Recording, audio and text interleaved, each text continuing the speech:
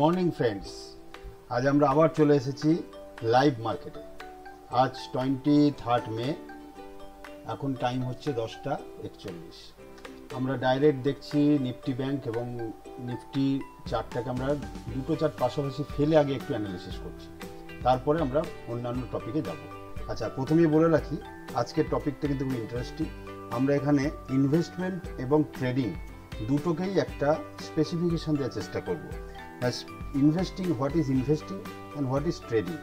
Investing মানে হচ্ছে আমার ভিউটা থাকবে লং টার্মে, অর্থাৎ আমার ছোট ছোট মুভমেন্টগুলোকে আমাকে অ্যাভয়েড করতে হবে।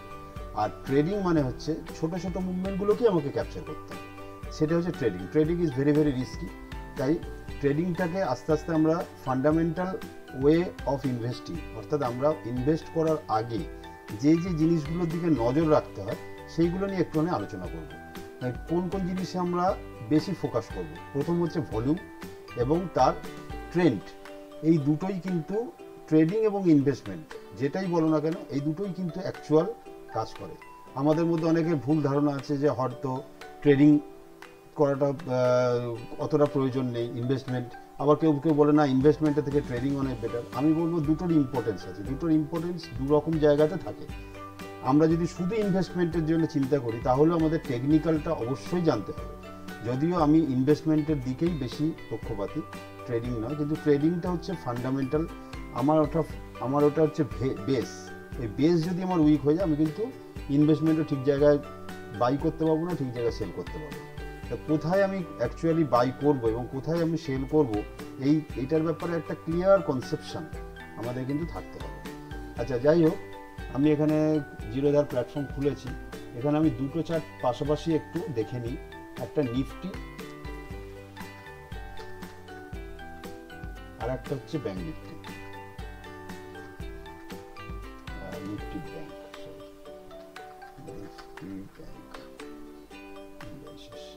আজকে নিফটির এক্সপায়ারি, তা একটু দেখে নিই দুটো চার্ট কম্পেয়ার করে কে কোথায় দাঁড়িয়ে আছে। নিফটি এবং ব্যাংক নিফটি কিন্তু বলা যায় ভাই বোনের মতো, অর্থাৎ মা ছেলে বা ভাই বোন যাই বলেন কেন। ব্যাংক নিফটি এক জায়গায় যাচ্ছে, নিফটি আর এক জায়গায় যাচ্ছে, এটা কিন্তু গুড সাইন নয়। তখনই গুড মুভমেন্ট আসবে যখন দুজনেই একই দিকে মুভমেন্ট নেবে। অর্থাৎ ব্যাংক নিফটি ওপরের দিকে যাচ্ছে, নিফটি নিচের দিকে যাচ্ছে, আবার নিফটি নিচের দিকে যাচ্ছে, ব্যাংক নিফটি ওপরের দিকে যাচ্ছে। এই দুটো কিন্তু কখনো যখন এরকম সিচুয়েশন হবে তখন ট্রেড অ্যাভয়েড করাটাই মনে হয় বেটার। এইখানে আমরা দেখতে পাচ্ছি একটা সিপিআর, আমি ইন্ডিকেটার ইউজ করছি সিপিআরটা খুব স্ট্রেচ, অর্থাৎ ন্যারো সিপিআর নয়। এবং এটা হচ্ছে তার ফার্স্ট রেজিস্ট্যান্স, প্রথম S1 R1। এটা হচ্ছে পিভট পয়েন্ট, এটা পিভট রেঞ্জ, আর এটা হচ্ছে R1। অর্থাৎ নিফটি 30 মিনিট চার্ট আমার ওপেন করা আছে। 30 মিনিটে নিফটি কিন্তু R1 থেকে রিজেকশন নিচ্ছে। এবং নিফটির নেক্সট সাপোর্ট কোথায় আছে? নেক্সট সাপোর্ট আছে 22,600 নিচে, প্রায় 22,600। অর্থাৎ নিফটি এখন রিজেকশন নিচ্ছে, নিচের দিকে আসছে। ব্যাংক নিফটি ওপরে উঠেছিল, ওপরে উঠে এই জায়গাটাতে রেজিস্ট্যান্স ফেস করছে। এবং এই জায়গায় যে রেজিস্ট্যান্স, এটা কিন্তু খুব স্ট্রং রেজিস্ট্যান্স। এখান থেকে একটা বড় সড়ো ফল এসছে 30 মিনিট চার্টে। 30 মিনিট চার্টে এত বড় ফল এসছে, এই জায়গাটাতে প্রচুর সেলার বসে আছে এই জায়গাটাতে এসে শর্ট করার জন্য। যদি শর্ট কভারিং হয়, অর্থাৎ ব্যাংক নিফটি যদি এই জায়গাটাকে কভার করে ওপর দিকে যায়, তাহলে কিন্তু হিউজ শর্ট কভারিং হবে। অর্থাৎ এই জায়গাটাতে প্রত্যেকে শর্ট করে বসে আছে। বড় বড় যারা ইনস্টিটিউশন আছে তারা কিন্তু এইসব জায়গাতে শর্ট করেছে। এই জায়গাতে শর্ট করেছে কেন? এইটাকে ব্যাংক নিফটিকে নিচের দিকে নামানোর জন্য। কিন্তু যদি এটা উল্টো দিকে যেতে শুরু করে তখন কিন্তু শর্ট কভারিং হবে প্লাস ফ্রেশ বাইং হবে। অর্থাৎ এই জায়গাতে তখন কিন্তু একটা বড় সড়ো মুভমেন্ট আসতে পারে। এবারে কোন জায়গা থেকে নিফটির একটা চার্টটাতে আমরা যদি দেখি, এখানে একটা এন প্যাটার্ন ফর্ম করে সবসময়, এবং প্রত্যেক ক্ষেত্রে কিন্তু এন প্যাটার্নের যখন হাইটা ব্রেক করে তখনই কিন্তু বড় মুভমেন্ট আসে। অর্থাৎ এখানে দেখতে পাওয়া যাচ্ছে যে এখান থেকে একটা রিজেকশন, এখানে হচ্ছে রেজিস্ট্যান্স। এই রেজিস্ট্যান্সের ওপরে যখনই গেছে তখন কিন্তু একটা বড় মুভমেন্ট আমরা এখান থেকে ক্যাপচার করতে পেরেছি। আবার এই জায়গাটাতে এসে একটা রেজিস্ট্যান্স নিয়েছে, এখান থেকে মার্কেট রিজেকশন হয়েছে। এখান থেকে যখন গেছে একটা ছোট মুভমেন্ট, কিন্তু একটা পজিটিভ মুভমেন্ট এসেছে। আবার এখান থেকে রিজেকশন নিয়ে সাপোর্ট নিয়েছে, এই জায়গাতে রেজিস্ট্যান্স ছিল, এই রেজিস্ট্যান্স যখন ব্রেক করেছে দেখো একদম সোজা এই রেজিস্ট্যান্স অবধি একটা মুভমেন্ট এসছে। সিমিলারলি ব্যাঙ্ক নিফটিতেও কিন্তু একই ব্যাপার হচ্ছে। দেখো আমরা যদি একটু দূর থেকে দেখি, এখানেও কিন্তু একটা এন প্যাটার্নটা কিন্তু হবে প্যাটার্নটা হবে এন টাইপের, ঠিক আছে। দেখো এখান থেকে এটা ধরতে পারি, তাহলে এই হচ্ছে আমার রেজিস্ট্যান্স, এই হচ্ছে আমার সাপোর্ট। এখান থেকে বাই হয়েছে, এই রেজিস্ট্যান্স ব্রেক করেছে, একটা ছোট মুভমেন্ট, কিন্তু ব্যাঙ্ক নিফটিতে এই মুভমেন্টটা অনেক বড়। এখান থেকে এসে আবার একটা এন প্যাটার্ন ফর্ম করেছে এই জায়গাটা, এখানে এসে দেখো ডবল টপ তৈরি হয়েছে। ডবল টপ তৈরি হওয়ার পরে এই যে নেকলাইন ছিল এটাকে ব্রেক করেছে, নিচে চলে গেছে, ঠিক আছে। এইবারে নেক্সট কি হচ্ছে, এখানটাতে এসে ব্যাঙ্ক নিফটি আমরা যদি বলি এই একটা প্যাটার্ন, এখান থেকে একটা প্যাটার্ন, তাহলে এই হচ্ছে আমার রেজিস্ট্যান্স লাইন। অর্থাৎ এই জায়গাটাতে এসে কিন্তু প্রফিট বুক হয়েছে, প্লাস রিজেকশন, এই যে রিজেকশন ক্যান্ডেল, তার মানে এখান থেকে এসে প্রফিট করেছে যারা, তারা এখান থেকে এসে প্রফিট বুক করেছে। এখান থেকে খুব বেশ বড় চান্স আছে নিচের দিকে চলে আসার, আইদার নিচের দিকে চলে আসবে, অথবা এই যে ব্রেকআউটটা হবে সেটা কিন্তু আপ টু এই অবধি যেতে পারে। দুটো পসিবিলিটিস। যখনই এন পাথ ব্রেক হবে তখন কিন্তু নেক্সট টার্গেটের দিকে যাবে, আর যদি এখানে ডবল টপ তৈরি করে তাহলে কিন্তু এটা নিচের দিকে চলে আসবে। এই হচ্ছে ওভারঅল মোটামুটি নিফটি আর ব্যাঙ্ক নিফটির অ্যানালিসিস। যদি আমরা ডেলি চার্টে একটু দেখে নিই নিফটি আর ব্যাঙ্ক নিফটি, সবসময় যখনই অ্যানালিসিস করবে দুটোকে একসাথে অ্যানালিসিস করবে, নিফটি অ্যান্ড ব্যাঙ্ক নিফটি, তাহলে তোমরা ক্লিয়ার পিকচার পাবে। শুধু ব্যাঙ্ক নিফটি বা শুধু নিফটি দেখলে কিন্তু ক্লিয়ার পিকচার পাবে না। যদি যারা ট্রেডিং করছো তাদের জন্য বলছি, এটা কিন্তু সবসময় তোমরা খেয়াল রাখবে, যখনই আমি ট্রেড করব বা কোনো ট্রেড নেব সবসময় আমাকে দুটো চার্ট পাশাপাশি আমাকে দেখে নিতে হবে যে ব্যাঙ্ক নিফটি আর নিফটি একই রকম সিমেট্রিক্যাল হচ্ছে কিনা। যদি সিমেট্রিক্যাল না হয় তাহলে সেই দিন ট্রেড অ্যাভয়েড করাটাই আমার মনে হয় বুদ্ধিমানের কাজ হবে। এখানে দেখা যাচ্ছে যে এখানে একটা রেজিস্ট্যান্স আছে, এবং ব্যাঙ্ক নিফটি দুবার এই রেজিস্ট্যান্সে গিয়ে রিজেকশন মেরেছে, থার্ড টাইম টার্গেট করছে এই রেজিস্ট্যান্সের কাছে পৌঁছাবার, অর্থাৎ এই রেজিস্ট্যান্সে কিন্তু একটা বড় সড়ো সেল আউট হবে। সিমিলারলি ব্যাঙ্ক নিফটিতেও এখনো রেজিস্ট্যান্সের ধারে কাছেও পৌঁছায়নি, তার মানে নিফটি অনেক বেশি এগিয়ে গেছে ব্যাঙ্ক নিফটির তুলনায়। তার মানে এখনো নিফটি, যেহেতু ব্যাঙ্ক নিফটি এখন এখানে এসে পৌঁছায়নি এবং নিফটি অলরেডি পৌঁছে গেছে, তাহলে নিফটিকে আবার কিছুটা হলেও নিচে নামা দরকার ব্যাঙ্ক নিফটির সাথে সিমেট্রিক হওয়ার জন্য। অর্থাৎ নিফটির এখান থেকে রিজেকশন আসাটা খুব এক্সপেক্টেড, এই জায়গা থেকে রিজেকশন আসতে পারে, তার কারণ হচ্ছে ব্যাঙ্ক নিফটি এখনও এই জায়গাতে গিয়ে পৌঁছায়নি। এর হাই দুবার হাইয়ের কাছে পৌঁছে গেছে, কিন্তু ব্যাঙ্ক নিফটি এখনও হাইয়ের কাছে পৌঁছায়নি। অর্থাৎ এই জায়গাটা থেকে কিন্তু ব্যাঙ্ক নিফটির নয়, ব্যাঙ্ক নিফটি ওপরে চলে যেতে পারে, এসে নিফটিকে ধরতে পারে, অথবা নিফটি নিচের দিকে চলে এসে ব্যাঙ্ক নিফটিকে ক্যাচ করতে পারে। দুটোই পসিবিলিটিস এখানে থেকে যাচ্ছে। এবং এখানে আরেকটা জিনিস যেটা দেখতে পাচ্ছি, প্রত্যেক ক্ষেত্রে কিন্তু হায়ার হাই ফর্ম করছে, অর্থাৎ প্রত্যেকটা ক্ষেত্রে কিন্তু হাইগুলো ওপরে হয়েছে। ব্যাঙ্ক নিফটির ক্ষেত্রেও তাই, প্রত্যেকটা ক্ষেত্রে লোগুলো কিন্তু হায়ার লো তৈরি করছে, অর্থাৎ আপ ট্রেন্ড। যতক্ষণ মার্কেট এইভাবে যাচ্ছে ততক্ষণ কিন্তু আপ ট্রেন্ড। যখন এই যে গেল এবং এইখান থেকে এই হাইটাকে ব্রেক করতে পারলো না, অর্থাৎ সেকেন্ড যে হাইটা হলো সেটা এই হাই নিচে হয়েছে, তখন কিন্তু আমাদের অ্যালার্ট থাকতে হবে, এখানে নেক লাইনটাকে ড্র করে রাখতে হবে। যে কোনো মুহূর্তে কিন্তু মার্কেট ক্র্যাশ করে নিচের দিকে আসতে পারে, এবং এই নেক লাইনটাকে আমাদের তখন রেসপেক্ট করতে হবে, এখান থেকে আমাদের ট্রেড ইনিশিয়েট করতে হবে। এটা হচ্ছে ট্রেডিংয়ের জন্য একদম আইডিয়াল একটা সেট আপ। কোনো ইন্ডিকেটারের প্রয়োজন নেই, আমরা ডাইরেক্ট একদম প্রাইস অ্যাকশন দেখেই এইটাকে আমরা ডিসাইড করতে পারি যে কোন দিকে মার্কেট যেতে পারে।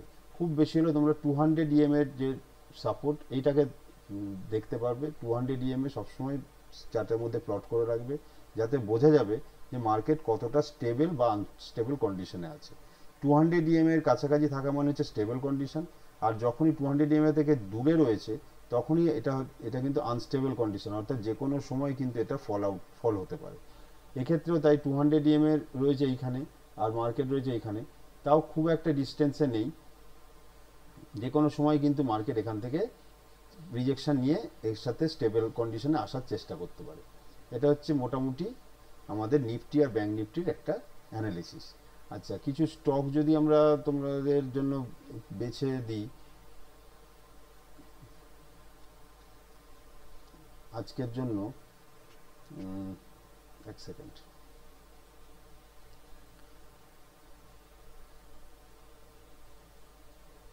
ট্রেডিং ভিউ প্ল্যাটফর্মে আমি স্টকের অ্যানালিসিসটা একটু দেখে নিই। প্রথম আমরা যেটা দেখবো, আজকে সব থেকে সুপারহিট স্টক আইআরএফসি আমার খুব ফেভারিট এবং আমার পোর্টফোলিওতে স্টকটা রয়েছে। আইআরএফসির উইকলি চার্টটা যদি আমরা একটু ফলো করি,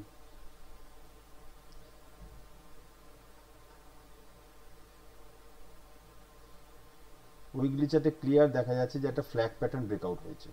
অর্থাৎ ফ্ল্যাগ প্যাটার্ন যখন ব্রেকআউট হয়, ফ্ল্যাগ প্যাটার্নটা কি যদি তোমাদের জানা না থাকে আমি একটুখানি এক্সপ্লেন করে দিই। ফ্ল্যাগ প্যাটার্ন মানে হচ্ছে কোনো স্টক যদি সাপোজ এরকম যাচ্ছে, যাওয়ার পরে একটা এরকম একটা ফরমেশন হলো, অর্থাৎ কোনো স্টক তো ডাইরেক্ট এরকম যায় না, এরকমভাবে যাচ্ছে, যেতে হায়ার হাই তৈরি করতে করতে করে কোনো একটা সময় হয়তো দেখা গেল যে এই জায়গাটাতে এসে এই চ্যানেলের মধ্যেই ট্রেড করছে, করার পরে যদি এই যে ব্রেকআউটটা দিল, এই ব্রেকআউটটা কতটা যেতে পারে, এইটাকে বলা হয় ফ্ল্যাগ প্যাটার্ন। অর্থাৎ একটা ফ্ল্যাগ যেমন হয় এরকম জিনিসটা থাকে, অর্থাৎ কোনো এটাকে বলা হয় ফ্ল্যাগের পোল। এই পোলটাই যতটা বড় হয়, এখান থেকে যখন ব্রেকআউট হয় সেই পোলটাকে আমরা ততটা এক্সটেন্ড করতে পারি, অর্থাৎ নেক্সট টার্গেট আমাদের এতটা যেতে পারে।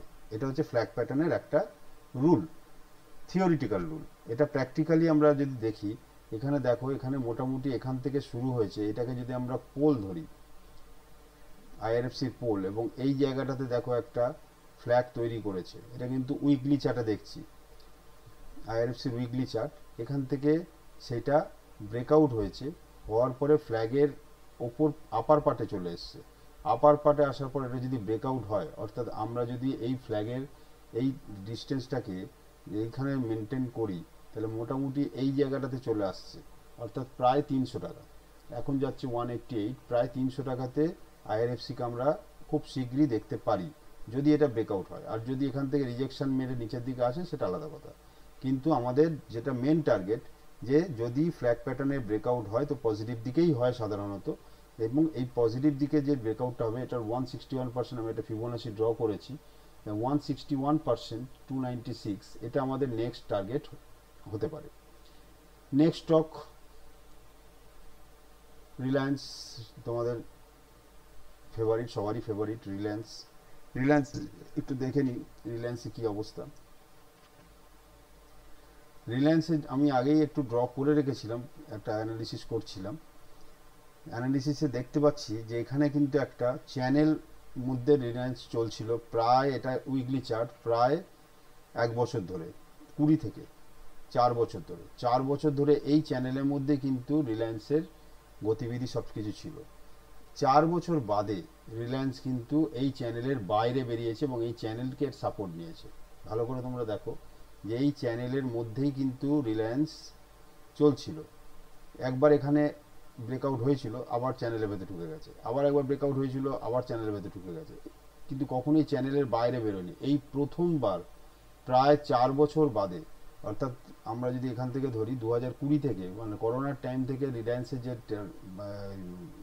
রেঞ্জটা ছিল সেই রেঞ্জটা কিন্তু ব্রেকআউট হয়েছে, এবং এখানে এসে দেখতে পাচ্ছি একটা ফ্ল্যাগ প্যাটার্ন আবার তৈরি হচ্ছে, ঠিক যেটা তোমাদেরকে বোঝালাম আইআরএফসিতে, ঠিক সেম প্যাটার্ন কিন্তু এখানেও তৈরি হচ্ছে। অর্থাৎ এই প্যাটার্ন যদি ব্রেকআউট হয়, রিলায়েন্স কিন্তু বেশ অনেকটা উঁচুতে, প্রায় 3400-3500 লেভেলে আমরা আগামী বছরের মধ্যে দেখতে পারি।